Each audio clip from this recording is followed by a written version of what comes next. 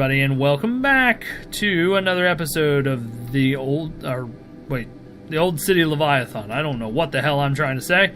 But anyway, after that last note, we have discovered that somebody is contemplating taking the Minotaur route, which in this game means isolating yourself. And our island is plagued with the fruits of a collective mental landscape that defines us as desperately holding on to something correct. So there is no place to hide without truly secluding or perhaps risking the inland. On some level, I feel as though I cannot blame the dwellers. Their zeal for truth is commendable. They're fighting for something rather than keeping it to themselves. They're acting instead of hiding. Still, must cruelty be the manifestation of certainty? If only truth did not need to be compatible with itself. If only we didn't need an anchor to be right. If only we could sail instead of collecting dust on the memories of voyages past. Yeah, that's a big fucking whale that's just dead there. Okay, is there anything in here? There's another note. It's probably this guy. Alright, it's time. I have made my decision. The guild will be here in 3 days' time, and my venture into isolation awaits. It's odd that I never required any sort of dubbing. I remember that the old Minotaurs, the ones who still remember the pre-fallen world, acquired the title after breaking from the council. It's all rather stupid. Modernity, they called themselves, member of the guild, order, and the unknowing, all gathered together to make decisions on who is what before the conflicts even began. All it took was one spark, a single disagreement between people entrenched in their own ideas to initiate the infinite turmoil.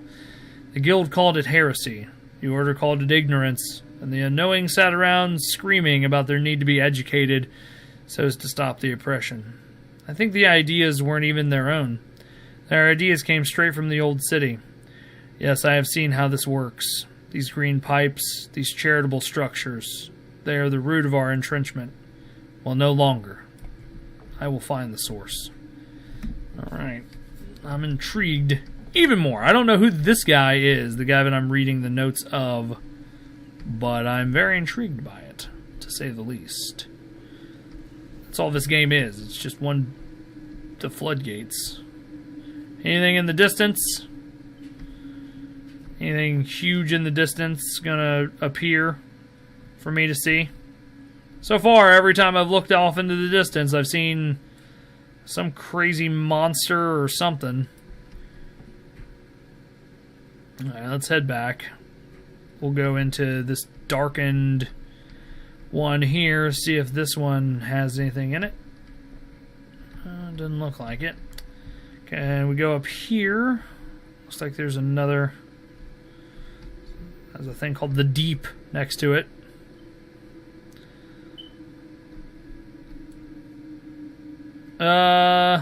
So this is the unknowing. Oh God. But the narrative. If only they could have seen what we all see. Every last one of us, dwellers, minotaurs, pre-mods, all of us, we all see. Every last man, woman, and child on this island can truly see. It is simply that we are all different narrative, a different truth. Oppression is the diversity of voice. Yes, the diversity of truth is what makes truth a nonsensical enterprise, fit only for those who would oppress. The rules are gone, yes, gone, gone, gone, and there is nowhere now to return but to the truth of all truth. These voices of old are yet more narratives for the mixing pot of our time, the great soup of numerosity that is our species. We should welcome them. We should embrace their absolute correctness as a lack of correctness itself. What can be known? Nothing. Nothing. What can be understood? Nothing. Oppression is the monopoly that a narrative of other narratives could lie. You fools! You absolutely insane mongrels! I hate you. I hate you all and your non-competitive narrative. I'm sorry. Do forgive me, but I can only, in my love for our collective narrative, can I condone the rejection of our entire problematic oppression. Idiots, idiots, idiots, idiots, idiots, yes! The truth must be compatible with itself, you say? No! Truth must be allowed. I reject the singular nature of our universe. Oh, or order and your pretension. I reject the infallible nature of your tradition, guild, and I reject every last one of your preposterous nuisances who would stifle my narrative. My narrative is a dream! Ha! Would you suggest that there is a reality that is not my own, not your own, and not of anyone you've ever thought? You fool. You pretentious, arrogant fool. There are no dreams. There is only a multiplicity of narratives that all show an equally diverse truth that aligns itself with the experience of those who would be willing to live, to imagine. I will kill you, O you oppressors. I will not hesitate to cut your heads off, every last one of you stupid buffoons, and drink the blood of your useless corpses. I stand for the right of the people, the right of all people, in their own truth. Come forth, those who would destroy my narrative and show your vile and disgusting nature. I'm certain that you are wrong, you cretins, and I will not stop it. I will not allow until you allow our voices in all their diversity to be heard. The voice of the one who is unknowing. Okay, well, that's interesting. So that's what the unknowing believe. So there's that. Is there anything in here? Anything on the... Nope, doesn't look like it. Okay. I love reading these notes. I just don't like reading the giant books that Solomon leaves behind, apparently. Alright, let's continue on down the beach, it looks like. Oh, nope, there's another... Nope, can't go up that way. Never mind. Alright, we're continuing on into what I believe is some sort of cave, maybe? Don't really know.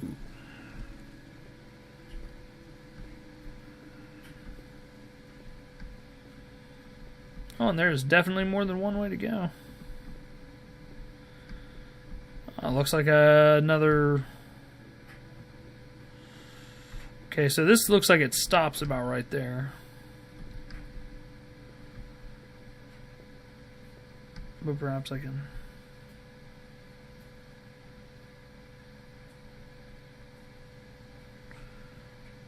Very intriguing. But I'm headed through that door. I know I'm headed through that door. And it looks like I'm heading further into something. Don't know what, but I'm heading further in. Alright. Into the door. Now this might be the last video for this.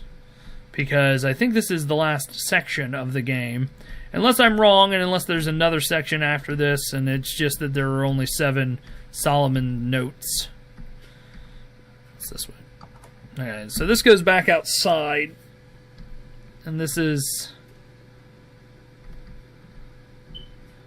Yeah, this is on the other side of that. I don't know if I should go through here. This seems to be where they want me to go. Maybe I should explore a little bit more in here. Let's explore a little bit more. We'll explore a little bit more in here, and then we'll go through that door. I promise. I promise this is... Alright, let's head up. Because this looks like it's just one... Yeah, it's just one big one. Is this dream truly manifesting? Could the voyage be useful beyond escape? Alright, well, this is just another room with some books. But nothing else much more than that. There is, however, a hand coming through that wall right there. Alright. Well, there's nothing in there, so it looks like I'm heading out that door, and I'm headed toward what looks like a house. Just kind of positioned in a cave, which... Still creepy, but I don't know exactly what we're headed toward.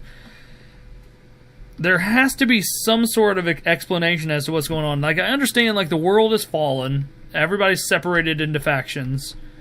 Etc., etc., etc. So, God, there's always 2 paths. Let's look this way first, since it's still the outside. And there's a big ladder that I don't think I can reach. Nope. Is there another door this way?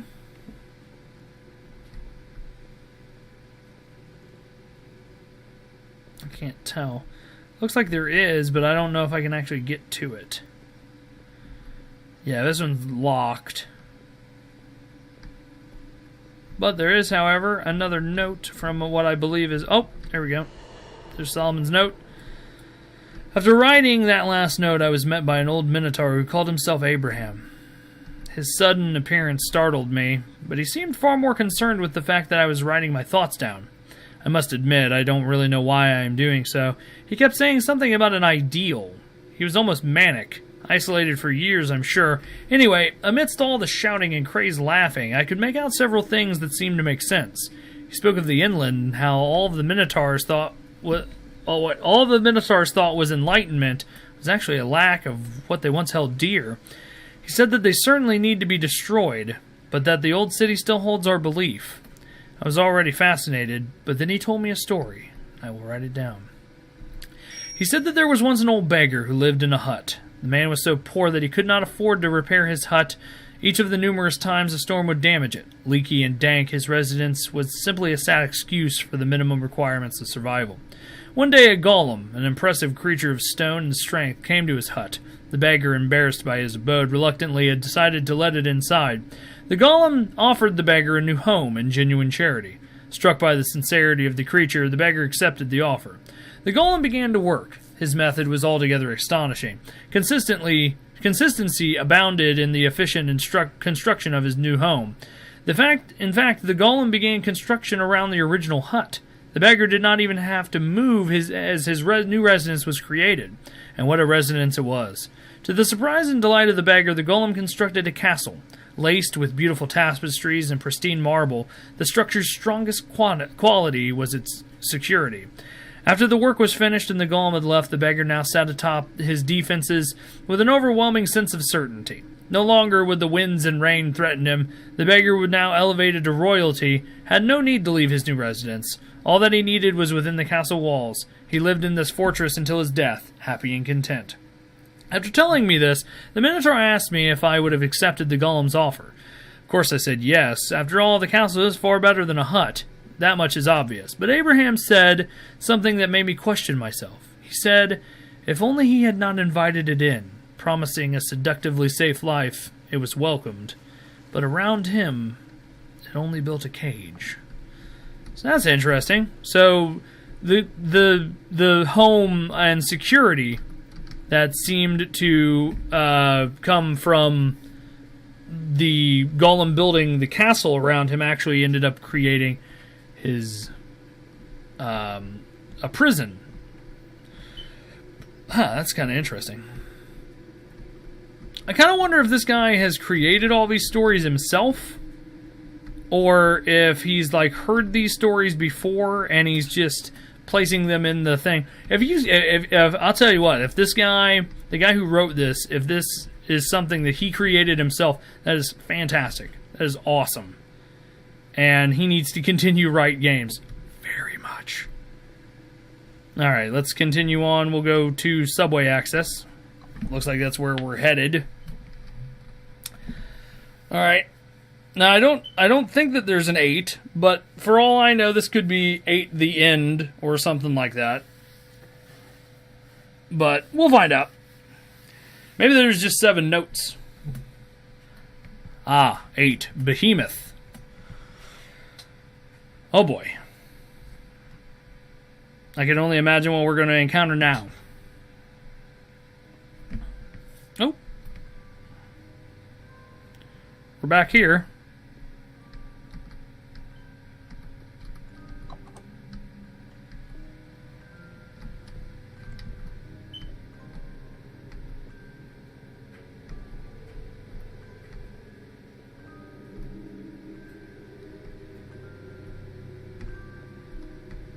Put aside Leviathan. Explore your dreams into the world phase and progress is maintained. I remember the exact moment. I remember the slight touch of ocean air passing over my skin as I stared aimlessly into the afternoon sky. It's interesting how, though generally more depressing, I actually preferred a cloudy sky to a clear one. Two vast expanses of blue separated do not have that quality of diversity that a more speckled display boasts. This is not to say that a cloudy sky is wholly unfortunate, because there were moments amidst the grey that I learned to dwell in. I learned to live in the moments where the heavens would tear through the sky as if digging through dirt, creating little bursts of pastel light in the otherwise desaturated gloom. It's as if clouds are nothing but a frame. I wonder if without them, happiness would turn into a flat portrait of stagnation. I'll tell you what, this game's got a lot of deep stuff going on. Okay, there's that gigantic Minotaur. I'm on the other side. Okay, so like I was over on one of those areas last time. I'm actually on the ground this time. But I can see this giant thing, and it looks like he's fallen through the sky, and he's headed to the earth. God, this game is beautiful. I'm so glad that I picked this up from the Indie Gala bundle that I picked it up from. But this might be the end, because there is no other Solomon notes. So it's either the end or something. Just the scope of this game fascinates me. It should fascinate you. Never discount a game just because people call it like a walking simulator or something like that, because you never know what kind of beautiful, just fantastic... Holy shit!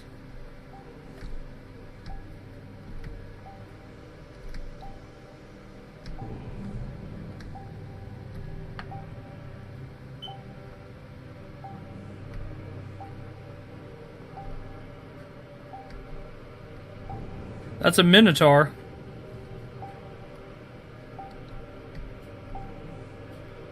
Guess I'm supposed to step off. God, that is so awesome looking. Oh. Holy crap. I don't know how much further in the game goes, but all I can say is just holy crap to that. Oh my god. Alright, number 9, The Leap. I don't actually know how long this game is. For all I know, we could be looking at another episode. In fact, I should probably pause it after this. So after he talks. He's going to say something. Or not. Alright, so we're going to go ahead and pause here. So this has been Flog playing the Old City Leviathan. I don't know how much longer. The last episode could be... We're almost there, Leviathan. The final step between me and the Old City's upon us. I wish I could take you along. Alright, well there you go. But we're going to go ahead and call it here. So this has been Flog playing the Old City Leviathan. Remember to hit that like button, comment, and of course subscribe. And I'll see you guys in another video. Goodbye, everybody! If you guys like that, click in the upper left to subscribe before you check out Goat Simulator. What is going on? There you go. Also check us out on Google Plus and Twitter for all the new updates for the channel, and check out Long Night. Fuck you, fuck you, fuck you, fuck you, fuck you, fuck you.